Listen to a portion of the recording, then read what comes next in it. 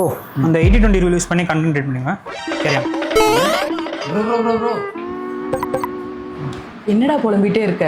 80-20 பத்தி ஒன்று சொன்னாரு என்னன்னே தெரியல. இதுக்கு கன்ஃபியூஸ் ஆகுற? வா நான் சொல்றேன்.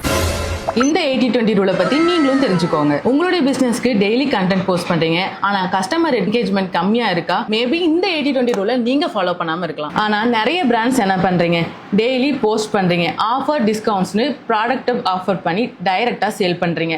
தென் கஸ்டமர்ஸ் எப்படி வருவாங்க? இப்படி ட்ரஸ்ட் கொடுக்காத பிராண்டை கஸ்டமர் எப்படி ட்ரஸ்ட் பண்ணுவாங்க? ஸ்க்ரால் பண்ணிட்டு தான் போயிடுவாங்க. ஸோ இந்த ப்ராப்ளம்ஸ்க்குலாம் சொல்யூஷன்ஸ் தான் நம்ம 80-20 ரூல். 100% கண்டென்ட்ல 80% ஆடியன்ஸ்க்கு யூஸ்ஃபுல்லான நாலேஜபிள் கண்டென்ட்டை ஷேர் பண்ணுங்க. என்டர்டைன்மெண்ட் கொடுங்க, ப்ராப்ளம் சால்வ் பண்ண டிப்ஸ் கொடுங்க. அப்பதான் ட்ரஸ்ட் பில்ட் ஆகும். அப்பதான் ஆடியன்ஸ் கிட்ட இருந்து இன்ட்ராக்டும் என்கேஜ்மெண்ட்டும் ஆகும். பேலன்ஸ் 20% தான் ப்ரொமோஷன். இந்த ரூலை ஃபாலோ பண்ணினா தான் ஸோ என்கேஜ்மெண்ட்டும் இன்க்ரீஸ் ஆகும், பிராண்ட் ட்ரஸ்ட்டும் பில்ட் ஆகும். ஸோ உங்க கஸ்டமருக்கு ட்ரஸ்ட் கொடுங்க, வேல்யூ ஆட்டோமேட்டிக்கா இன்க்ரீஸ் ஆகும். நீங்களும் உங்க பிசினஸ்க்கு இந்த 80-20 ரூலை ஃபாலோ பண்ணீங்கன்னா கமெண்ட் பண்ணுங்க.